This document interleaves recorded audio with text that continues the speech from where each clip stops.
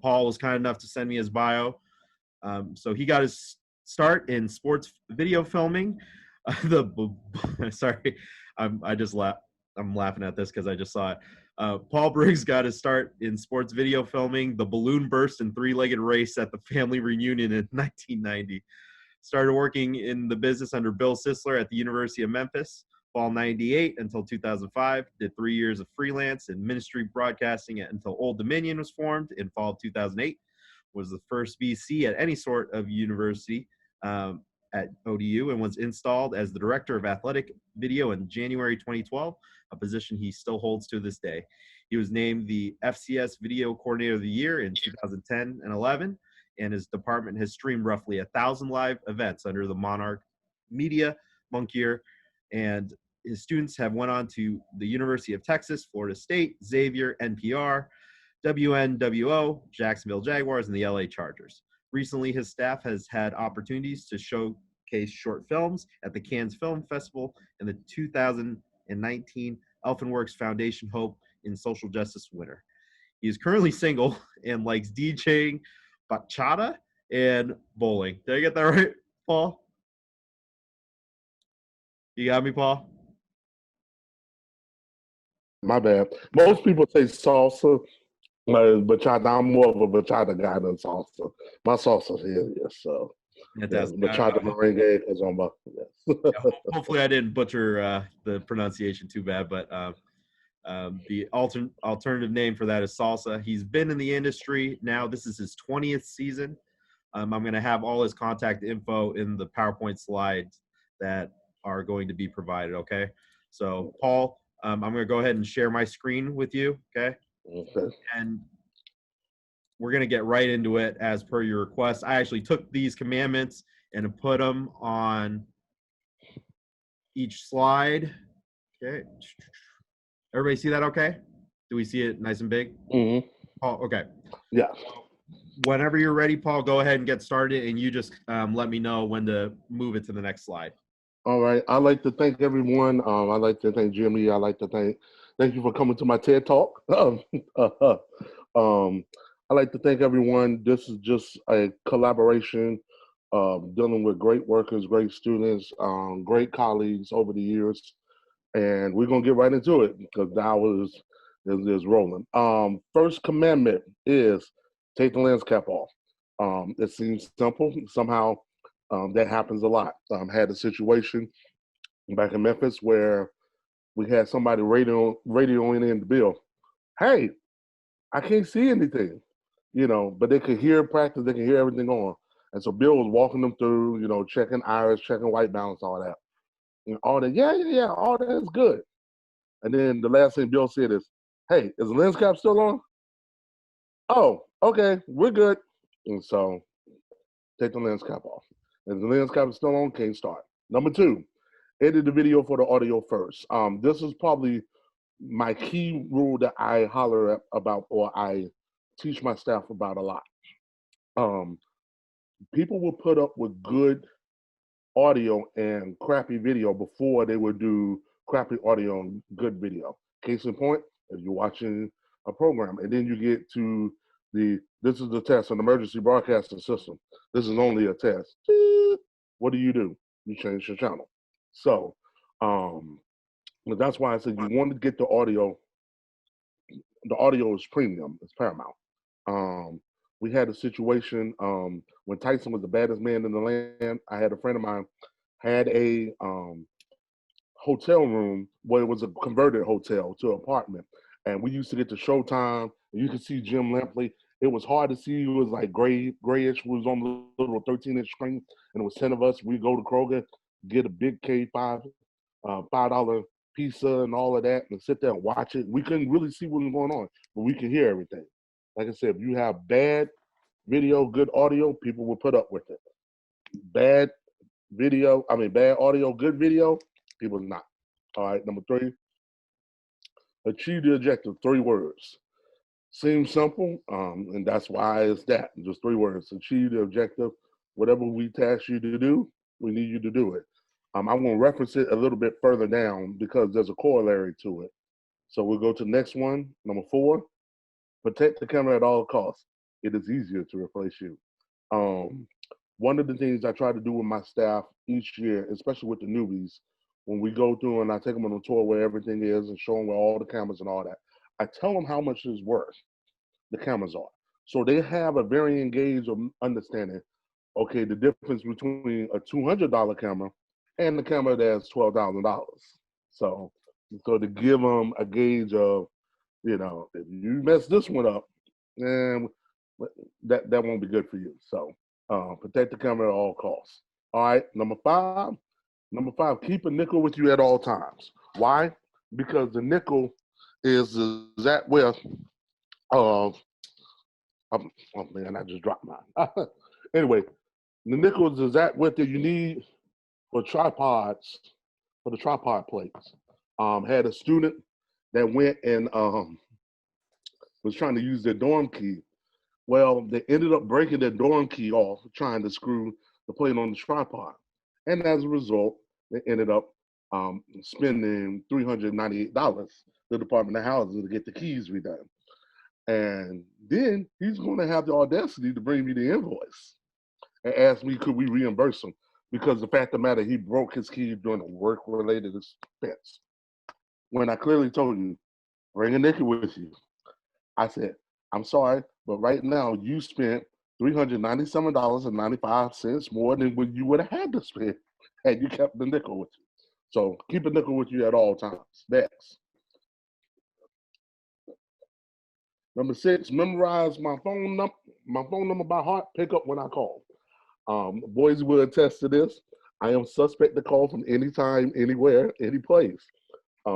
Sometimes I'll call from when we start, we try to provide a list of numbers for all of our phones, all of our desk phones, and then we have the control room phones, we got cell phones, and all of that. So when we call, we need you to pick up because we're not just calling you just to be shooting the breaks. All right, number seven. Luck favors the prepared. This is my Edna Mode rule. Check your camera settings before shooting, white balance, etc. Um, Window, I would say my older heads may say I done got soft on this rule. When I first started football, my kids, they wanted to go out and catch football, run around with the managers and the trainers and all of that. That is fine. I don't mind, just as long as you got your stuff set right. So what I used to do is I used to intentionally set something wrong on each camera before they would go out. Two reasons. One, to check to make sure that they did their pre-check. And two, in the event something happened, they figured out, hey, Paul, I got something wrong with my iris. I can't figure it out. We have time to talk and walk through it. And then, so that way, because there's going to be a time I'm not going to be there, I'm not going to be available, and they're going to have to be able to think critically and figure it out. So, so that's one of the things. When they got is when you set stuff intentionally, and then when you get the film and the film is back all correct, and I ask, hey, was there anything wrong with Kevin? Oh yeah, I noticed this was off, but I figured it out. That's when they're starting to get it. All right, number 8. Don't reinvent the wheel. Roll with the one you got. This is the corollary to 3 that I spoke of. Sometimes what people would do, it would overdo it. Simplicity is the key, and they would overdo this to try to say why I achieved the objective. Case in point, and Dory knows the story. Well, her favorite character, the Bagel Girl, we'll just refer to her as that. She she was tasked to screen a baseball game that we had. So I'm in the office doing other work, and I had a baseball game going on, and I noticed the screen just looks just as crystal clear. She has a wide where she got all the bases and things like that. But after about 20 minutes, I noticed she never moved the camera. So I'm done what I'm supposed to do. I walk outside. This child has my $4,000 Mac laptop outside on the baseball ledge, hanging, almost hanging off the railing. I'm like, Catherine, what are you doing? She was like, well, I was, I knew that we had to get the stream off, so I wanted to achieve the objective. But you reinvent the wheel. I said, you can't be having a $4,000 laptop hanging upside down. I said, where's your connectors at? Because there was some, this is back when we had Canopus boxes for you young ones, Canopus boxes when you had to use analog audio and video. And so she had like 8 connectors all attached together. I said, Captain, all you need is this one on this end, this one on the back end, put it together. Is that not to say that? Yes. There, you cannot reinvent the wheel. All right. Next one is one of my personal favorites. Number 9, all start with the letter N. No credential, no work. Plenty of stories on this one because it's your time sheet. You know, it's like no credential, no work. So that simply said. Next one. 10. You cannot negotiate with the sun. That's something that I would, especially if you're tasked with doing an outdoor shot. Sometimes you have to be the one in the room to let folks know you can't negotiate with the sun. Case in point, we had baseball. Baseball, we had spent all these millions of dollars redoing the outfield wall and redoing the infield, put turf and all of that. It was beautiful. And we wanted to do, they wanted us to do a drone shot, flying overhead, getting the backstop, all of that. Okay, coach, what time do you want to do it? What time y'all want to do it? I said, well, we need to do it around 10. Well, we can't do that. We got players on the field and all this other stuff. Can we do it like 4 o'clock? Coach, that's too late. Why? By then, the sun would have started setting behind the backstop and all the shadows would have come into play. So the shadows, it would be shadow out the main stuff that we want to show because the sun is in the way. Well, can you move it? Move what, coach? Can you move the sun? Coach, you cannot negotiate with the sun. That's where that was going. So this was the base 10 that we started with, and then the half for the students, so that way they can have as a way to the guide themselves through our operation. Now, let's not forget that the football practice field faced the sun, so your sideline shot was in the sun in the afternoon all day. So, and it reflected off of the fake field turf. So you had like a mirror on the field plus the sun in your face. So it was like times 2. And y'all have seen my eyes, and that's still a problem for me. Yes. Yes, thank you, Joy. And also, especially with field hockey was the same thing, field hockey, lacrosse, 4 o'clock. What time is the game going to be? 4 o'clock. Sun, that's not good. Why? Because the sun is going to be, everybody, all the coaches is like this. It's bad footage. Nobody wants to sit there and watch it. So going to, that's the base 10. So the rest of them started coming on after that. Number 11, know your fail-safes. What I try to stress to the staff is we always try to have a fail-safe for everything that we do. Case in point, some of it's common sense. If you have a wireless, I love wireless. I'm a big wireless guy. If I can do a wireless, I ain't got to worry about running cables. I'm all for it. But I know with mics and sometimes you'll have transmission issues. We're next to the world's largest naval base. So sometimes with the frequencies, you know, Breaker White Alpha Bravo, we got on the down boat in the harbor, you know. So sometimes their communication will come over. So what you need is sometimes you got to have a hard line. Hard line, XLR, plug the mic, plug it straight in, whatever you need to do.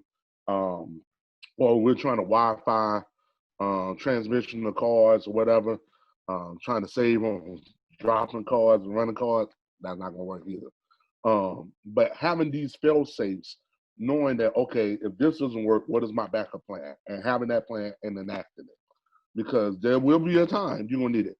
And God forbid the kid, we had this one kid who refused to take his rain cover with him every time he went out.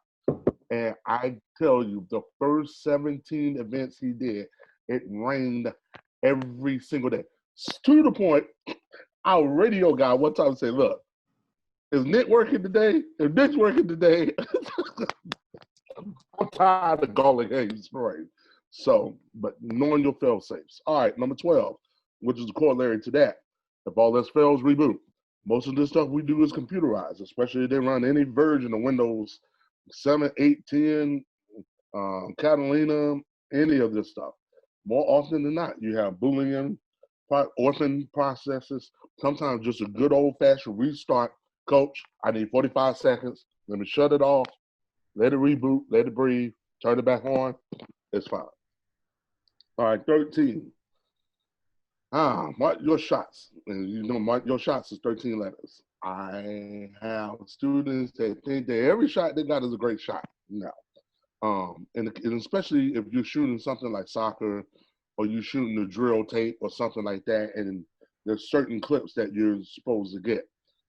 Having some kind of way to mark your shots, or back, whew, I don't know how many people on the call other than boys and Dory, back in the days with DSV live capture, with Scenalizer, how it would know when you have color bars, it would know to break the play, and it knows that it's the next play when it see color bars, you know. Or if it see a scoreboard, it'll know that that's the beginning of the next play. Like having some kind of way to mark your shot, because when it goes back to editing, you don't want to be that guy that's sitting there going through 89 clips for only the 3 things that you need. You don't want that. Number 14, know the laws of computing. This is something I learned back when I was an undergrad at Georgia Southern when I first went to college. And my computer 100 teacher, I never forget, he said, remember 3 things about computing. 1 does not equal 0. Garbage in is garbage out. And if it can be built, it can be hacked. The 3 laws of computing. So always keep that in mind, because there'll be times that those will come up. You know, they say, well, why does this not work that way? Coach, because 1 does not equal 0. I cannot tell you how many times I got them to leave my office just saying that.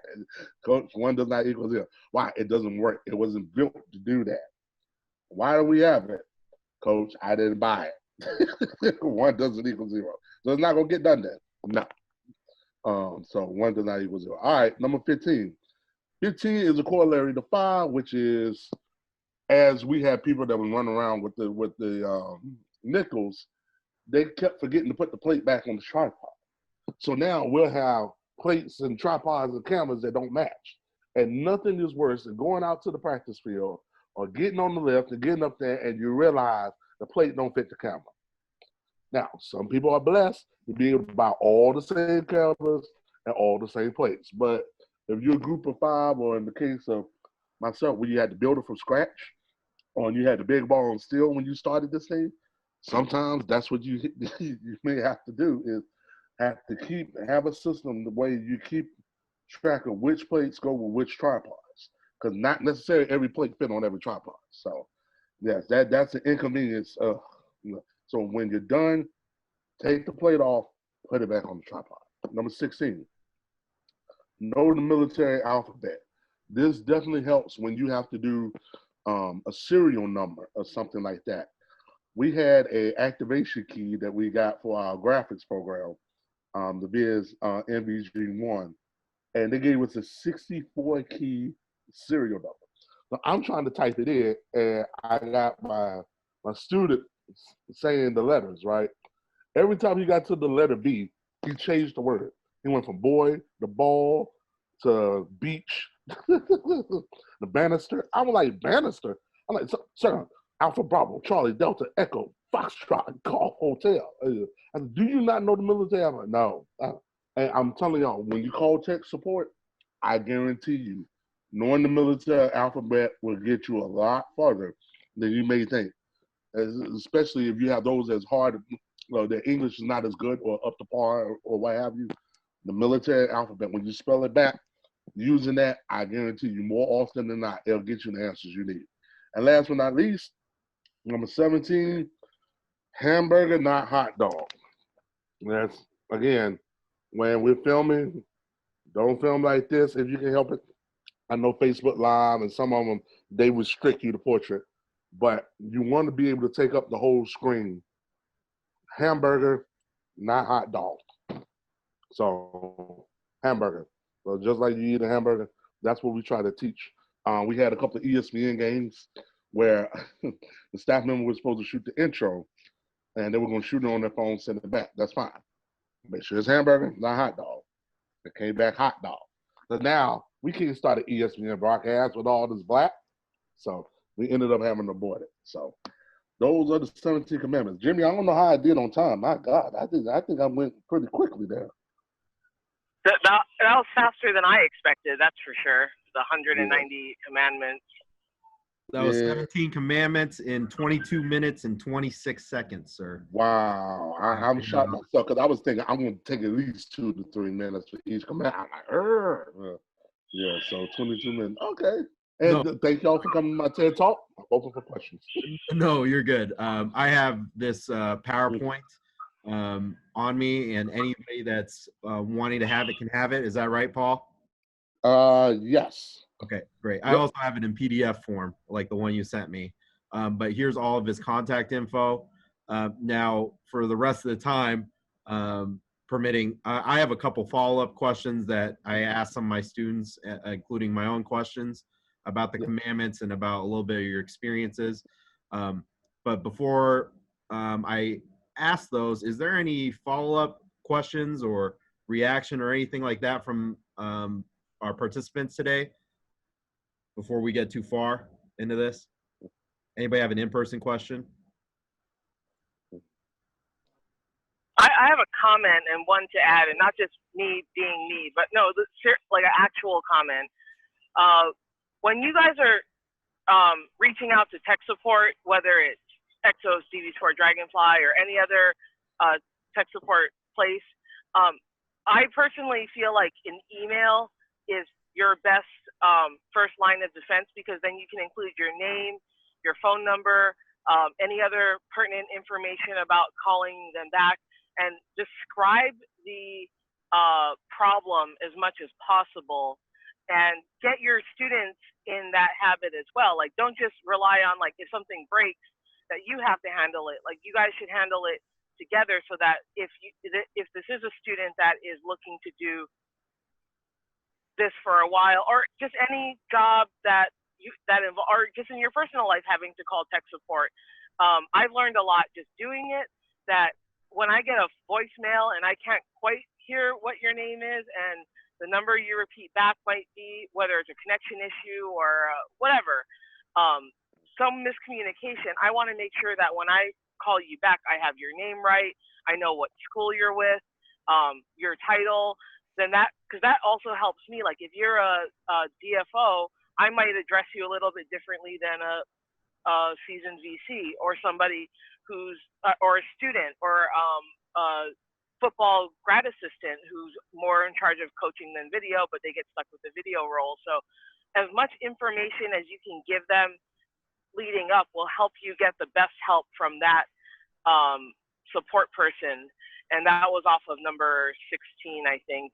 I don't remember what year 16 was, but that sparked in my mind something to maybe you want to add that to as a asterisk to 16. So that's all. Great. 16 on his list was know the military alphabet. Yep. Right. Yeah. So so when repeating stuff back, don't just say like my Dragonfly doesn't work. Like, say my name is Dory. I'm from the University. I'm having this specific issue. I'm getting this type of error with my camera, you won't get an error number with your tripod, but like, not just my tripod leg won't open, like the leg is locked or whatever. The more description you can give to anyone providing you assistance and stuff to pass on to your students too, like when they call you and say like, Paul, like the camera won't turn. Well, what does that mean? Does it not pan? Does it not tilt? Like, is it locked? Do you just need to loosen the thing? Is the bolt strip?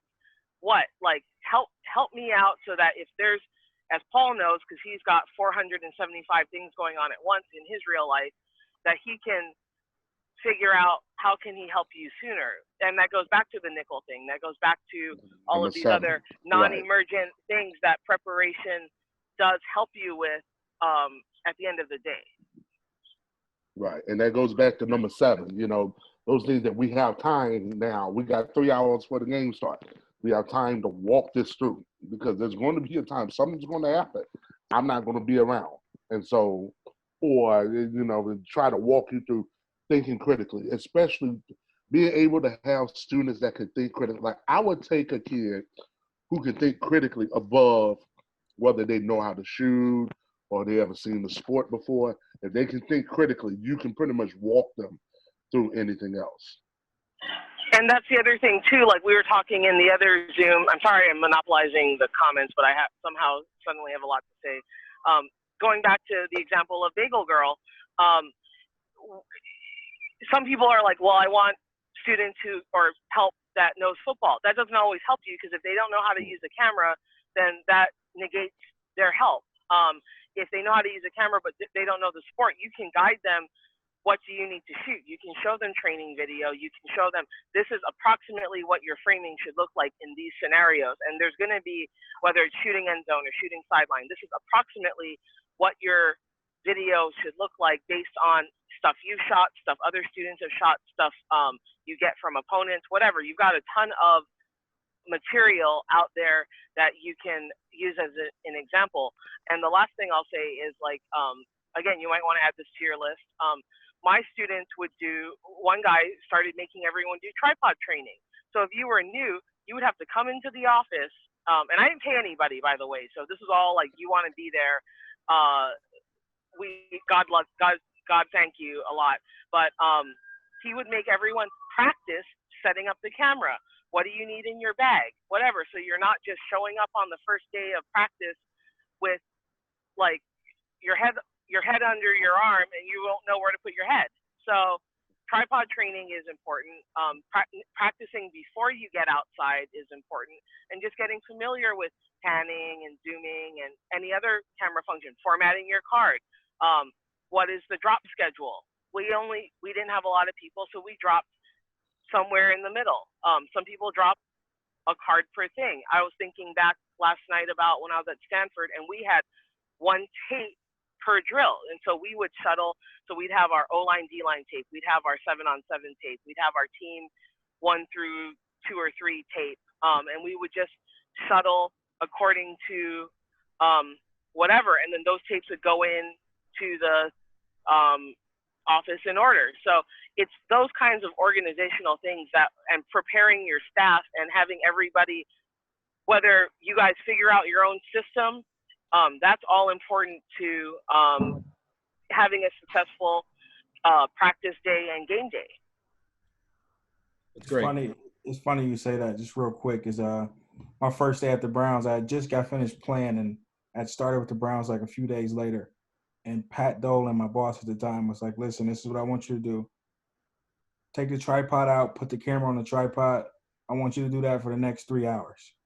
So like, it's a big camera, big tripod. I've never used it before. So my first time, it took me probably 30, 40 minutes to put a camera on a tripod, believe it or not. You know, within doing that all day, obviously now I'm down to like a normal person, 5 minutes, 2 minutes, 3 minutes, whatever it is. And then that next day, he actually put me on he was like, "You play ball, you know how film looks."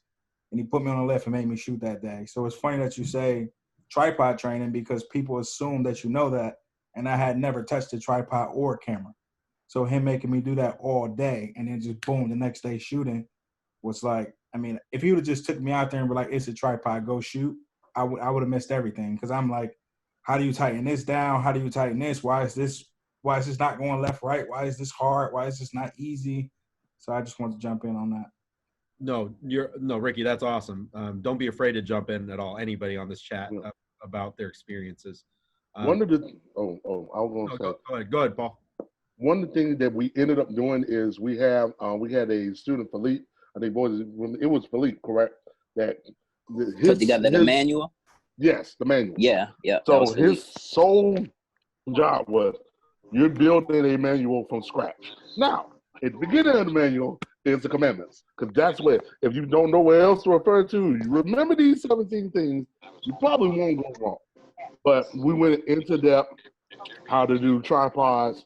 Matter of fact, we had a lab day to where you got to see it in paper, because one of the things that we would ask kids when they would come in interview, we would ask them one of three things. Is your learning style visual? Is your learning style audio or phonetic? Is your learning style kinetic? Because some kids, they touch it, they figure it out. Some kids, I can walk them through it, I can just tell them what to do.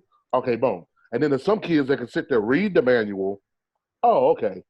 And then I have some kids, they'll sit there that's visual, they'll record it on their phone, how you did it. And then so that was one of the things that we learned, that when we interview kids, we ask them, what is your learning style? So that way we know which way is best for you to get it. At the end of the day, we need you to get it. And so, especially with the tripods, this all goes back to, like I said, number 7, checking your settings and all of that, checking your bag before you go outside. It was this thing I never forget, like the Holy Ghost. People always ask me what is the secret to my success, and it's really simple. It's God. That's all. Because I was the first video coordinator of any sort, so it wasn't like Memphis where if I needed something, I could call a Joe Barron, I could call a George Claiborne, I could call a Bill Sizzler or a Joe Lau, or Slappy, and say, hey, where is this at? Where is that at? I couldn't do that at Old Dominion. At Old Dominion, I'm the first one and the only one. So it was like, Lord, how figure this out? I said, well, Lord, Coach would come and ask me the question. I don't know the answer. And then by the time I get to the room, boom, God would just give me the answer. It's like either figure it out or he'll say, do this, do that, boom. And then problem solved. Like, oh, praise God. And the kids was like, how do you do that? I said, God. They were like, nah. And then they just go off about. I said, no, I'm telling y'all. So there's been several times that Boise would be my witness, Dory would be my witness. Like the kids would start packing the bags and stuff. Do you have everything? And I feel it in my spirit. I feel it in my gut. I'm like, I got a big one. So I feel it. I'm like, you have everything? Yeah. Are you sure? When I say the words, are you sure? Best believe something's missing. And lo and behold, oh yeah, we go out there. And that's how 11 through 17 ended up getting written, because of the stuff. Did you check the tripod? Did you make sure you got the right place? Are you sure? Because it's like spider sense. I mean, you have to, man. I mean, you have to. When we get our guys, we get guys from when we get our interns, we get guys that's done it 4 or 5 years at huge colleges. And when we get on a lift, I say, dude, check your bag every time. Drop it every time. And when I tell you, I watch these guys for like the first 3 weeks, and every time a guy forgets to drop it, I kill him over the radio. You didn't drop your bag. Drop your bag. And then when we leave, I'm that guy. Some people get annoyed, but I'm the guy that's like, do you have your keys? Do you have your radio? Do you have your walkie? Do you have this? And like as we're leaving for a road trip, you see guys turning back around. Do you have your wallet? Do you have your ID? Did you put your ID in your luggage? So guys, don't be scared to be that guy that's just reminding them about stuff, because even though they get annoyed, it's better than getting to game day or practice and saying, I don't have my cards. I don't have this. Somebody take a picture of the schedule. Send me the schedule. No, say it out loud. You forgot a schedule. So no credential, no work. Oh, I left my credential. You showed up all the way.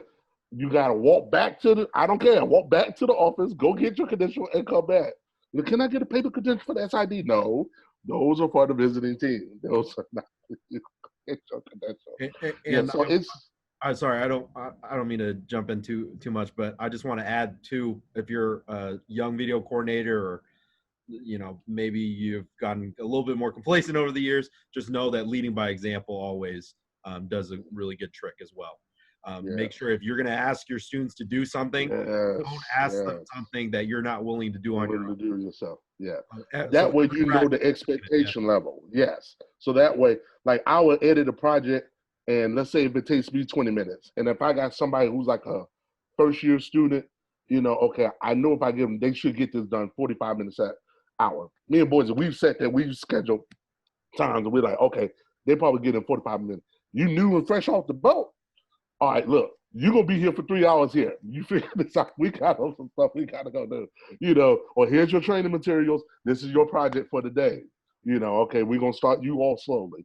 Yeah, so being able just, because, and I remember we had a situation with Kurt, I'd never forget it, when it comes back to testing his kids and making sure they know the stuff. So now on the academic side, They go in, and they had the same exact camera. It was the Canon GL2s, the Canon GL2 mini DV tapes. Matter of fact, so the professor said, all right, this is what I want everybody to do. I want you to take a tripod. Now, he didn't show them anything. This is the first day. Take a tripod, take a camera, assemble it, and put the tape in. And it was supposed to take, I mean, he went and put his feet on the desk because, you know, it's going to take most people, like Ricky said. Like, Ricky, what happened to you? If you never touched it, and now you got to figure this out, it's going to take you 45 minutes, an hour. So he put his feet up on the desk. Kurt was done in 5 minutes. And he was like, how do you know how to do that? He said, oh, we go do this every day at work. So when it came to the academic side, where they had to do it, and they was able to use it, or graduation. This is why I take the most pride in. I tell my kids, you want applause? I said, I'm only giving you applause on the two conditions. You either have to save a life or you graduate. So like graduation, they'll go out there, and the way our arena is set, the sun is going to be in their backside because the way people would shoot. And they were like, wait, mom, dad, no.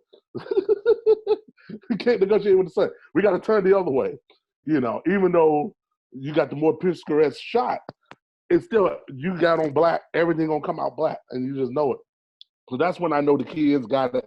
This is stuff that you can take with them to life. You know, don't reinvent the wheel.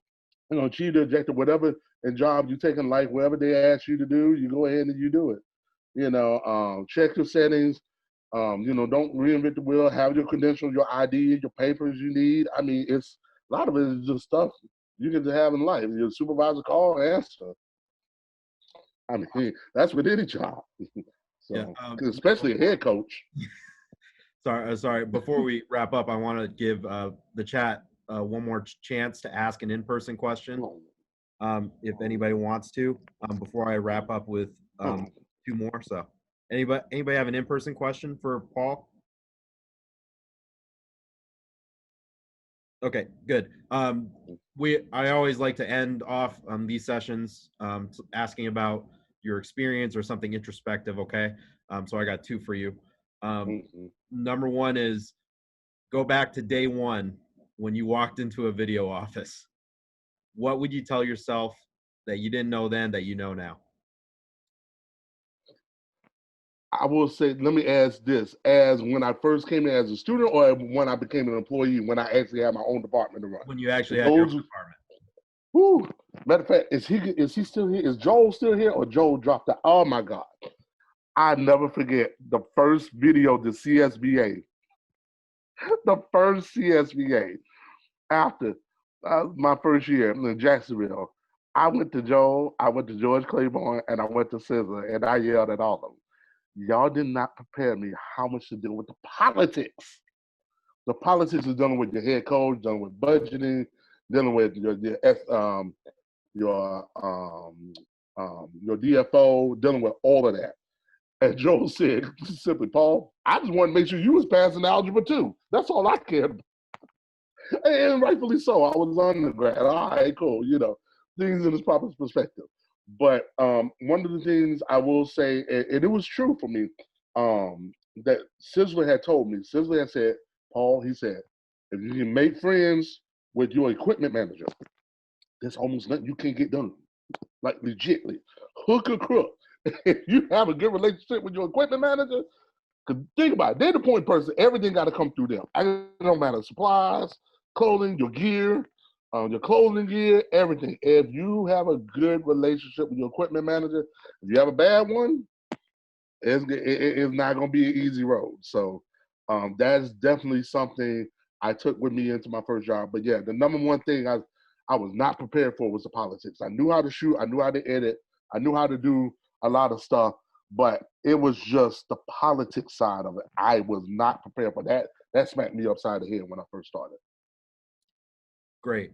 My final one before we start up the wrap up is, what do you think the biggest mistakes a young person makes as they go up through this industry? What have you noticed in recent years over your years of experience? Learning the ability to say no. that once you, it's like once you learn how to say no and say no with a smile, or say, coach, being able to prioritize, because coaches will come to you and they want 8 things. And I think Jay McDowell had said on another call like last week, where you have a coach that said, I want 8 things at the same time. It's like, coach, which one you want first? I want all of them. Coach, I can't do all of them. I only got 2 on. Or like I tell my staff, we are not God. We only serve him. So I'm going to get that on the t-shirt. We are not God. We only serve him. So it's like, which one, being able to prioritize and say, no, I can't get to you right now. I'm trying to finish something with the D coordinator or finish something for the head coach. Because just like the hierarchy, because if I had to tell a position coach, look, I'm trying to get this with the D coordinator for the staff meeting, and the last thing you want to be hearing is the D coordinator yelling at you because you're trying to do some kind of wide receiver DB drill. Say, I've been through it, and I say that with all sincerity because wide receiver DB was my favorite drill of all the drills to film. Because I was a former tight end that wanted to be tight end, that didn't have the foot speed, or the gazelle-ness to be a wide receiver. We always be jealous. So wide receiver DB was always my favorite drill. But getting chewed out trying to get that done, man, they wanted Skelly or they wanted, big skill or plays or things like that, cut-ups like that. Great. Now, we gave you a bunch of serious questions, so we might as well throw in a fun one for you because I know you got one in the holster. Funniest story about a student assistant in your years of working? Oh, Jesus. I may have to tag in Boise for this one. I'm interested to know what route you gonna go. I know. You don't have to use real names. You don't have to use real names. You can use I already covered Bagel Girl, so right, Bagel Girl's out. Right. Bagel. Oh, you did? Okay, so Bagel Girl's out. Oh my God, which is the one? Oh, should we do the Wyatt story? The Wyatt story. All right, hold on. You got the Wyatt story, the Three Kings. The Three Kings. Okay, so what other ones we got? You got another. If you remember the without giving no names away, the lacrosse. I believe it was a lacrosse game you had to call out for. But I ain't gonna go into details on that one. But you don't have to use real names. But and then you had the tripod incident going over the wall. Tripod. Yeah. Okay, I may go with that one. Okay, well, no. I would deal with it because he has to get roasted. Got to. We had Rick Lovato. Lord Jesus, Rick Lovato, Eagles. The Old Dominion at this point hadn't had anybody drafted. So Rick Lovato, the long snapper, ends up playing for the Eagles the year they went to the Super Bowl. So that February, late February, he comes back for a game. Everybody's all excited, So we have, I had one of our staff members that was sitting there filming the ceremony with all the photographers and everything. So it's during the basketball timeout. So when you hit the first horn, if you know anything about basketball and timeouts, you hit the first horn, you got 15 seconds before the second horn goes off. And when the second horn goes off, everybody has to be off the court because they're ready to resume play. And the game was on ESPN 3. So I'm trying to stream the game and I'm working the game and I look out and I see the student. All right, he's out there with everybody else. Okay, good. And then the first horn sound, all right, second horn sound, and then I hear this gigantic roar. What ends up happening is, so first horn hears everybody's moving out of the way. But my student is still on the court, center court, filming Lovato walking off the court. Now he's walking off the court, so all the crowd is standing up and everybody's cheering and all of that. And it was a great shot. Yes, it was a great shot. But out here, basketball coach, because that's a technical foul. He was so upset. He was like, oh, this kid. He almost literally walked on the court to throw him off. I was so embarrassed because the next day, the second in command, the deputy, Ken Brown, the Dory's favorite guy, Ken Brown, came to my office for baseball. Said, I know once he shows up on a Sunday, this is not good. I was like, is he here? I'm like, is who here? The student. I'm like, no, this is a day off. I said, he had such a bad day yesterday, gave him a day off. He said, good. She said, you might have to keep it that way. Like, what? I didn't even know what had happened. It was just, but this was actually his second offense in like 3 months because he followed the team into the locker room at BCU. And it was like, I showed him on the tape, hey, look, I want you to follow them just like I did 4 years ago. And then when you get to the media room, before you get to the locker room, come in the media room. He followed them all the way into the locker room. And Coach Simmons said, who the F are you? Hey, what? I mean, so needless to say, he's been fired from what, 2 sports? Boys, I think he's been fired from like 2 sports. That's how bad it was. I'm not even talking about when he dropped the $15,000 camera set up over the wall on spring break and then said somebody stole his tripod. That was not good. That's a whole nother story. Great. Now, I see that Dory put in one more potential commandment. Make sure everyone uses the bathroom before shooting. I mean, that one I can agree with. But does anybody have any more comments or anything like that they want to say about the presentation? Maybe another potential amendment or another potential commandment to add? Anything? I think Paul did an awesome job. He really rattled through all those really fast, and I'm sure that he's more than welcome to follow up with anybody that views this call, either on YouTube or here, if they want to go into further about one of the other things. Is that right? Yes. Yep. I'm open book. Always welcome. Just a phone call away. Great. I want to say one thing, if it's all right. Absolutely. Yep. Jumped on a call from my man Paul. When I first started at Rutgers, I was an NFL guy. Then I started at Rutgers. First call I got, Coach Paul Briggs. Welcome to college football. So he sends me, the only person in my 14-year career, he sends me an ODU shirt with a big, I guess, lion or whatever it is on there. Now, I got about 1,000 T-shirts laying around here. Been in the league forever, been in big college forever. And my wife's like, how come every time I look at the dirty clothes, this ODU shirt is in here? Why do you wear this ODU shirt so much? So, Paul, I wear that shirt probably 2-3 times a month, had it since 2010. So I got to send you something because I never did. And you're the only one that sent me something. So I just want to jump on here, show my support, and say thank you for welcoming me to college football. And I'm not there anymore, but still feel like a part of it. So I just wanted to say you're a great man. I want to jump in and listen to you. Thank you so much. Yeah. Great. Now, I don't know. We still got 5 minutes and counting. You got the last word. This is your, probably one of the few chances to be on a soapbox anyway. Right.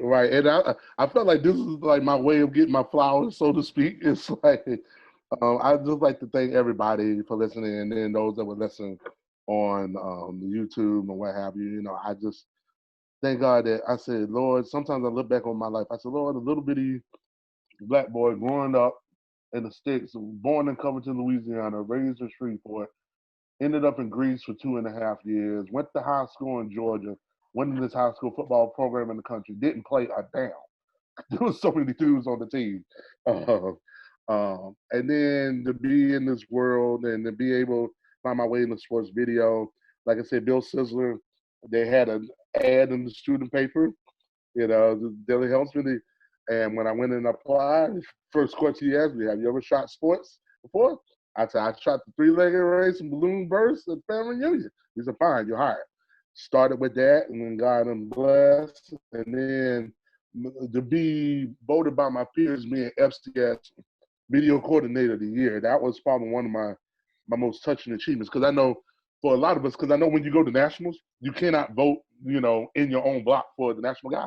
So FCS is pretty much always going to be the biggest group, so by default.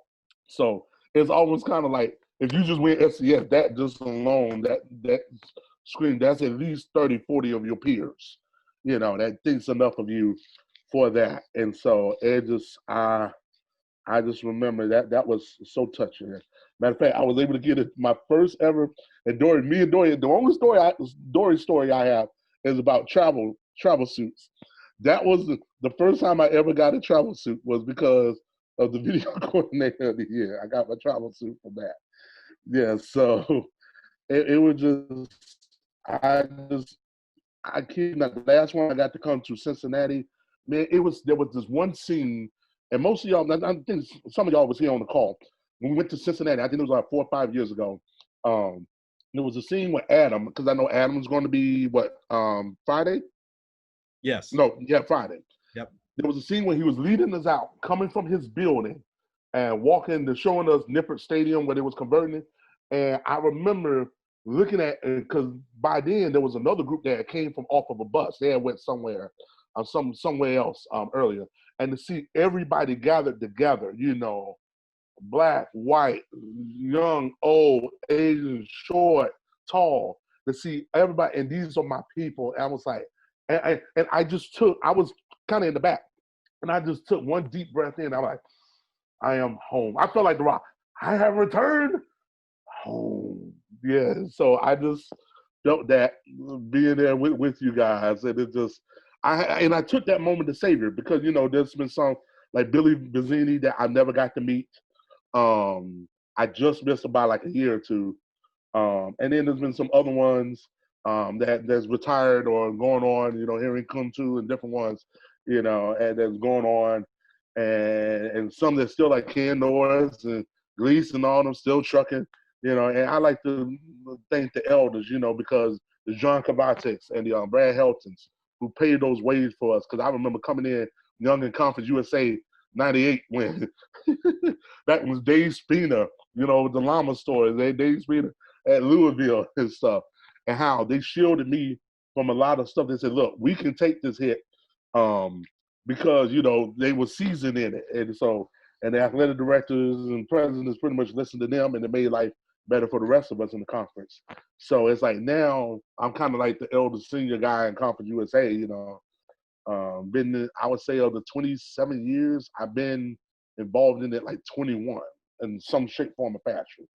So it's one of those things, man. I've seen it come, seen folks come, seen folks go. But the tie that binds us all, man, is we love what we do. When we wake up, we get the film. We are the gatekeepers of memories. So it's great. Well, I think that is a perfect note to wrap everything up. Thank you, everybody. Again, tomorrow we'll have the small school panel on for part 2. Those that attended on Tuesday, I thought it was an incredible discussion. Well, hopefully not too many firebombs were thrown at the big boys, but just to make aware of as many issues as small schools face as possible. Not to alienate everybody, but just to give the reality to people, because Paul knows. Paul was the very first one there, that it's not easy, to start from scratch. And a lot of us still do to this day when taking over new programs. And Paul already gave a shout out, but Adam will be on Friday. He has a very unique mind when it comes to the industry, and he's not exactly the most vocal person, but his opinion should definitely be heard. So tune in for that. But thank you everybody for your time. Appreciate you being on this iteration, and thank you again, Paul. Appreciate all your contributions to the industry. Bless. Yep. Thank you. Thank y'all so much. God bless.